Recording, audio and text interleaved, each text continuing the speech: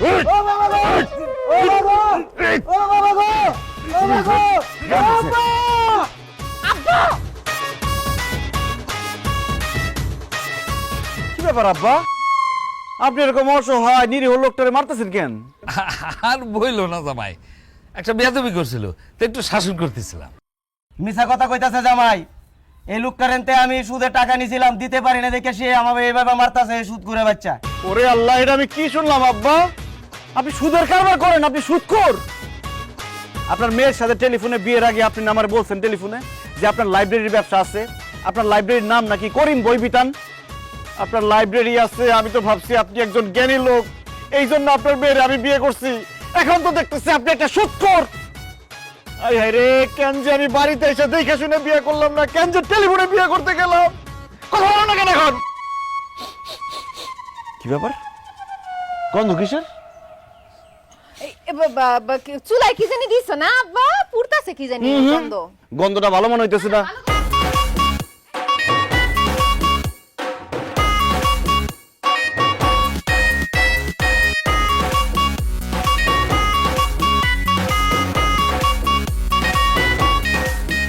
মিয়া ভাই, আপনি সব কি খাইতেছেন?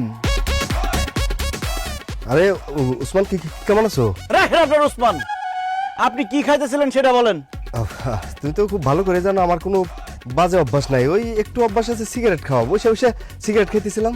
আমার সাথে মিথ্যা কথা বলেন না মিয়া ভাই, সিগারেটের গন্ধ আমি খুব ভালো করে চিনি। আপনি কি খাইতেছিলেন সেটা বলেন। গাঞ্জুটি আবার কি খাইবো? গাঞ্জাই খাইতেছিল। আর বললেন না দুলা ভাই, তার আমি এত কইরা কই যে নেশা পানি কইরো না, নেশা পানি কইরো না, সে আমার কোনো কথাই শুনে না। আমার জীবনটাই শেষ কইরা দিল নেশা পানি কইরা। কোনো কাজ কাম নাই, কত কইরে কইলাম যে কাজ কাম করো, কাজ কাম করো, কিন্তু কোনো কাজ কাম করবে না। সারা দিন এখানে পয়রা পয়রা গাঞ্জা খাইবো। ওর জীবনটা শেষ করছে, আমার জীবনটা শেষ করছে। হায় হায় রে, এটা আমি কি শুনলাম? আমার বউয়ের বড় ভাই নাকি গাঁজা খায়, নেশাখোর। তুমি না আমার বলছো যে তোমার বড় ভাই বলে আতরের ব্যবসা করে? আমি তো ভাবছি সে একজন পবিত্র লোক, এখন তো দেখতেছি সে একজন গাঞ্জটি। হায় হায় রে, এটা আমি কি করলাম? টেলিফোনে বিয়ে করে কত বড় ধরা খাইলাম। রিনা অপার কিছু হলে চলবে, এখন করে করে রিনা অপার কিছু হলে তোর ভয় নাই, আমরা অপার কিছু হলে চলবে, এখন করে করে রিনা অপার কিছু হলে চলবে, এখন করে করে। রিনা আপাকে? কেউ না। রিনাকে চিনেন না? আমার শাশুড়ি, আর আপনারও শাশুড়ি।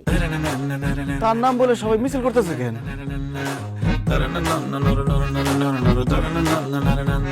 ভাই সাহেব, তাহলে কথা হলো আমার এক থাপ্পড়ে 32টা দাঁত ফেলাই দেবো। হ্যাঁ, আমি নির্বাচনে আলোচনা করতেছি, তার মধ্যে এই শোন।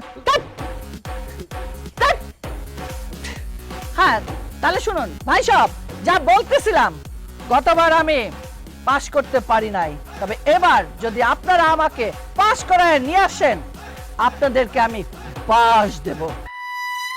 না না, আপনারা ঘাবড়ায়েন না, আমার মার্কাটাই হলো বাঁশ। আর বাঁশ হলো অনেক উপকারী জিনিস, বাঁশ দিয়ে ঘরবাড়ি হয়। আম্মা,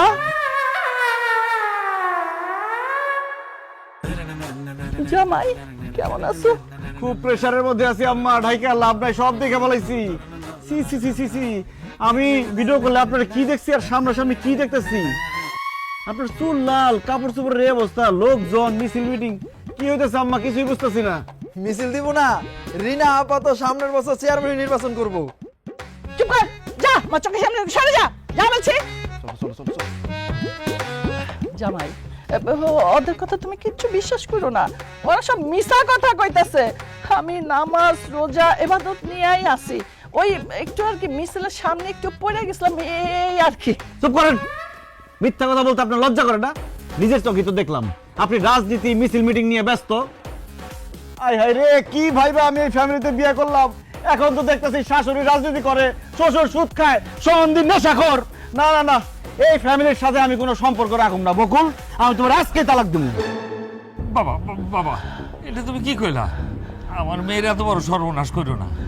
ও জামাই বাবা, মাত্র আমার মাইয়াটার বিয়ে হয়েছে, এখন যদি তুমি ওদের তালাক দিয়ে দাও, আমাদের মান সম্মান বলতে কিচ্ছু থাকবো না। ওসমান ভাই, আমার বোনদের তুমি এত বড় শাস্তি দিও না। হ দুলা ভাই, আপনি তাগো পাপের শাস্তি বকুলরে কেন দিবেন? আপনি বকুলরে এত বড় শাস্তি দিয়েন না প্লিজ। দেখেন, আপনার সাথে যেহেতু আমার বিয়ে শাদী হয়েই গেছে, আমি আপনার সাথে সংসারটা করতে চাই, আপনি আমার তালাক দিয়েন না। ঠিক আছে, আমি তালাক দেবো না, কিন্তু আমার একটা শর্ত আছে। বলো বলো জামাই বাবা, শর্তটা বলো। আম্মা, আপনি আমার টেলিফোনে যা বলছেন তাই হইতে হইব, এইসব মিছিল মিটিং বাদ দিতে হইব। আর আব্বা, আপনার সুদের ব্যবসা ছাড়তে হইব। আর মিয়া ভাই, আপনার নেশা ছাড়তে হইব। যদি সবাই সবকিছু ছাড়তে পারেন তাইলে আমি বকুলের লগে সংসার করুন, আর যদি না ছাড়েন আমি এক্ষণ বাড়িতে যাবো, বাড়িতে গিয়ে ডিভোর্স পেপার সাইন করে পাঠাই দেবো। জামাই জামাই, মানে যেহেতু তুমি সুদের কারবার এই ব্যবসা পছন্দ করো না, আজকের থেকে আমি এই ব্যবসা ছেড়ে দিলাম। আমি রাজনীতি ছেড়ে দিলাম। আমি আর কোনোদিন ওই নেশামেশার মধ্যে নাই, ওর আশেপাশে আমি যাবো না। দেখছেন সবাই সবকিছু সাইডা দিচ্ছে, আপনি আর রাগ করেন না, ঘরে আসেন। ঠিক আছে, আপনারা যা যা বলছেন সব মনে রাখেন। কালকে থেকে পবিত্র মাহে রমজান শুরু হইতেছে। আল্লাহ যদি আপনাদেরকে হেদায়েত করে, আপনাদের সবকিছু কবুল করে। হান্নান, টাকা চাইছো, টাকা দিতাছি, কিন্তু প্রতি মাসে সুদ কিন্তু ঠিকঠাক দেওয়া চাই। আর তা যদি না দাও, আমি কেমন মানুষ সেটা তো জানোই। মনে থাকে জানো। এই নাও টাকা, যাও। সি সি সি সি আব্বা, আপনি আমার কথা দিচ্ছেন আপনি আর কোনোদিন সুদের কারবার করবেন না, এরপরেও আপনি রোজা রমজানের দিনে সুদ খাইতেছেন। দেখো জামাই, এটা আমার ব্যবসা, এটা আমি ছাড়তে পারবো না। সুদ কোনো ব্যবসা হইতেই পারে না, সুদ খাওয়া হারাম। আমি থাকতে আপনার সুদের ব্যবসা করতে দেব না। সুদের ব্যবসা আমি করব, সুদ খাবই। আমার এতদিনের ধান্দা তো আমি বন্ধ করে দিতে পারি না। তোমার ভালো লাগলে তুমি থাকবা, নাহলে চলে যাও। আপনি কি বলতেছেন এইসব? আমি চলে যাব? তোমার শ্বশুর যা কইছে একদম ঠিক কইছে। তোমার শ্বশুর যেমন সুদের ব্যবসা ছাড়তে পারবো না, আমিও তেমন রাজনীতি ছাড়তে পারবো না। তোমার জন্য আমি কেন স্বপ্ন ভঙ্গ করব? আমার কত দিনের স্বপ্ন আমি মহিলা চেয়ারম্যান হব। তাই আমি সিদ্ধান্ত নিছি, সামনে ইলেকশন, এখন থেকে আমি মাঠে যাবো, মিটিং মিছিল করুম। আব্বা, আম্মা, তোমরা যেহেতু তোমাকে কথা কই দিছো, তাহলে আমি আমার কথাটা কই। আমি আর আমার বউ এই রোজা টোজা রাখতে পারুম না। যেই জিনিসে অভ্যাস নাই ওই জিনিস কইরা আমি আমার শরীরটা তো নষ্ট করতে পারি না। আর এই ব্যাপারে যদি আমারে কেউ বাধা দিতে আসে, তাহলে আমি ভুলে যাবো সে আমার বোনের জামাই। দেখেন দুলা ভাই, আপনি মেহমান মানুষ, মেহমানের মতো থাকেন। আমাদের সংসারে এত খবরদারি করতে আসেন না তো। আর আমি রোজা থাকতে পারবো না, আমার রোজা থাকতে কইেন না। বকুল, তোমার মা বাবা ভাই ভাবি সবাই তাদের মতামত জানাই দিচ্ছে, তুমি কি কিছু বলবা? আমি আর কি কমু? আমার বাবা মা ভাই ভাবি যা বলছে আমিও তাদের সাথে একমত। আমি যেমন আছি তেমনই থাকুম। আমি আপনার জন্য নিজের এত পরিবর্তন করতে পারবো না। ও আচ্ছা বকুল, আমি সবসময় চাইছিলাম একজন নম্র ভদ্র নামাজি পরহেজগার মেয়ে আমার বউ হইব। তোমার ছবি মোবাইলে প্রথমে দেখা আমার তোমার সেরকম মেয়ে মনে হয়েছে। এই জন্য আমি আর দেরি না কইরা তাড়াতাড়ি টেলিফোনে বিয়েটা সেরা ফেলাইছি, যাতে আমি দেশে আসতে আসতে তোমার আরেক জায়গায় বিয়ে না হয়ে যায়।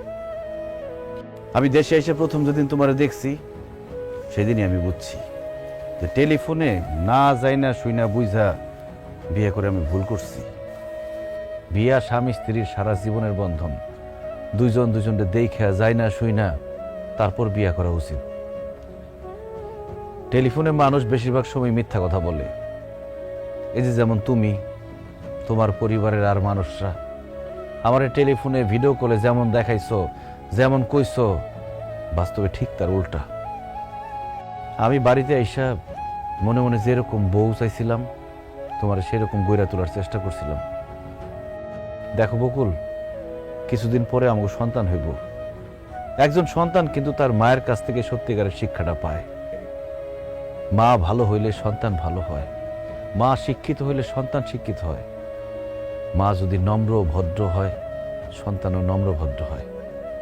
আর আম্মা আব্বা বেশিরভাগ সময় তো আমি বিদেশে থাকুম, আপনাকে ছায়া তো আমার সন্তানের উপর পড়ব। আপনারা যদি ভালো হন তাহলে তো আমার সন্তান আপনার কাছ থেকে ভালোটাই শিখব, আর আপনারা যদি খারাপ হন তাহলে আমার সন্তান তো খারাপটা শিখব। সেই জন্য আমি আপনাদেরকেও সঠিক রাস্তায় আনতে চাইছি, আল্লাহর রাস্তায় আনতে চাইছি। কারণ একদিন আপনার আমার সবারই তো মরতে হইব, আল্লাহর কাছে ফেরত যাইতে হইব। 2 দিনের দুনিয়ার আরামায় এসেছে, যাতে পরকালে আরামায় এসে থাকতে পারেন সেই ব্যবস্থা করতে চাইছিলাম। কিন্তু আপনারা যেহেতু আমার কথা শুনলেনই না, মুখের উপর আমরা না করে দিলেন, তাহলে তো এখানে আমার আর থাকার কোনো দরকার নেই। বকুল কোনো বেনামাজি, বেরোজগারি, বেপর্দা মেয়ের সাথে আমি সংসার করব না। যার ভাই একজন নেশাখোর, মা একজন মিথ্যাবাদী, তাদের সাথে আমি কোনো সম্পর্ক রাখবো না। এই সিদ্ধান্তটা আমি আমার আর আমার ভবিষ্যৎ প্রজন্মের কথা চিন্তা করে নিলাম। বকুল, আমি বাড়িতে যাইতেছি। বাড়িতে গিয়ে তোমার কাবিনের টাকা আর ডিভোর্স লেটার পাঠাই দেব। ভালো থাইকো, ভালো মানুষ হয়ে থাইকো।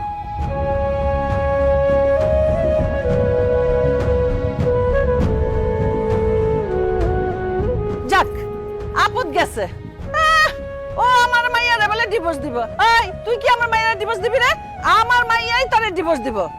ও মা, তুই চিন্তা করিস না, তোরে আবার আমরা বিয়া দিব, তবে এইবার টেলিফোনে না, কেন অনুষ্ঠান কইরা। চলো তো চলো।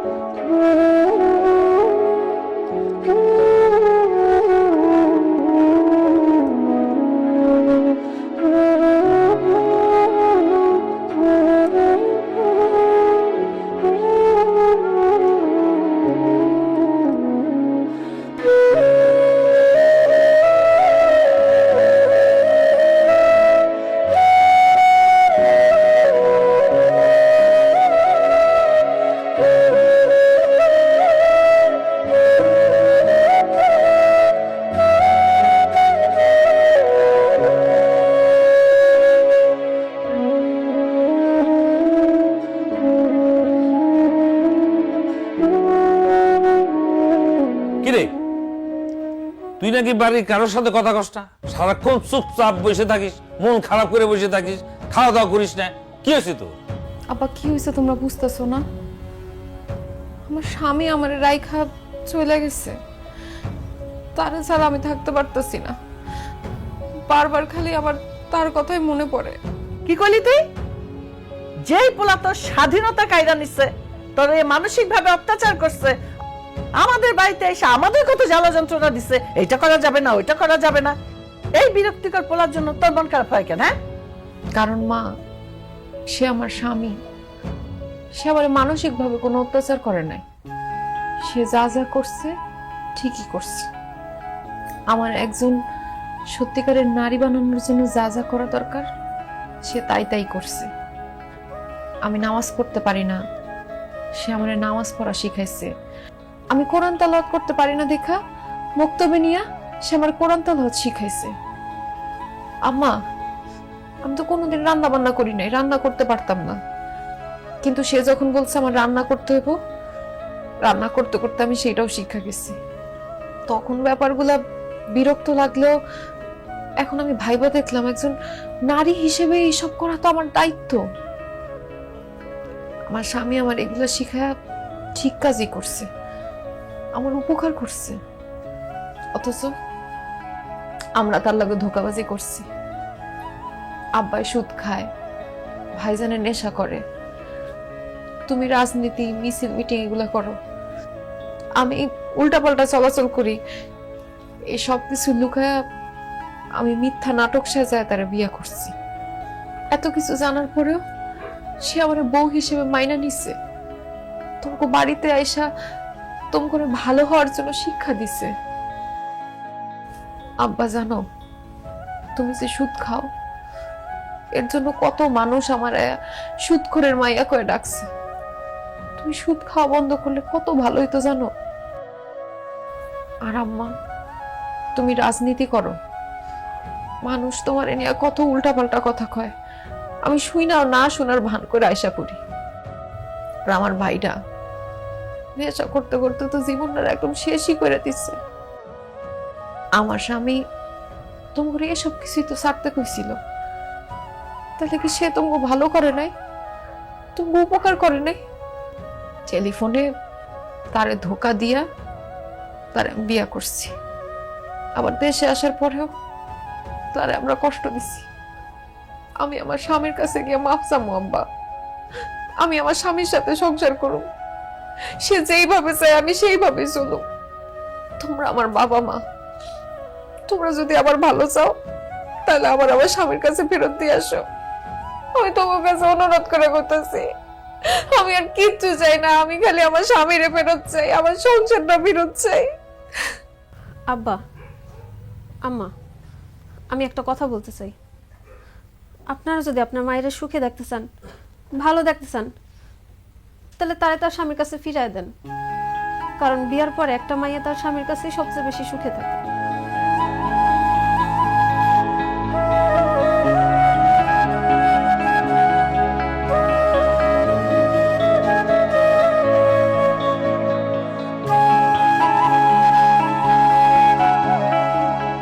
বকুল, তুমি এত রাতে আমাদের বাড়িতে আসছো কেন? আমি আমার স্বামীর কাছে আইছি, স্বামীর সাথে সংসার করতে আইছি। তুমি কেমনে আমার লোকে সংসার করবা? আমি যেমন বউ চাই তুমি তো তেমন হইতে পারবে না, আর আমি তোমার জোর করে আমার মনের মতো বানাইতেও চাই না। আপনার জোর করণ লাগবো না, আমি নিজের থেকে আপনার মনের মতো বউ হব। আপনি যেভাবে বলবেন, যা বলবেন, যেমনে বলবেন, আমি সেইভাবেই চলুন। বিশ্বাস করেন, আপনি আমার বাড়িতে রাইখা আসার পরে আমি বুঝতে পারছি আপনি খুব ভালো একটা মানুষ। আপনার মতো একটা ভালো মানুষের সাথে যদি আমি সংসার করতে না পারি তাহলে তো আমার জীবনটাই বৃথা। আর আপনি আমার জন্য যা যা করছেন, যা যা আমারে করতে বলছেন, সব তো আমার ভালোর জন্যই বলছেন। আমি তখন বুঝতে না পারলেও আপনি চলে আসার পরে বুঝতে পারছি। তাই আমি সিদ্ধান্ত নিয়ে ফেলছি, আমি আপনার সাথে সংসার করতে চাই।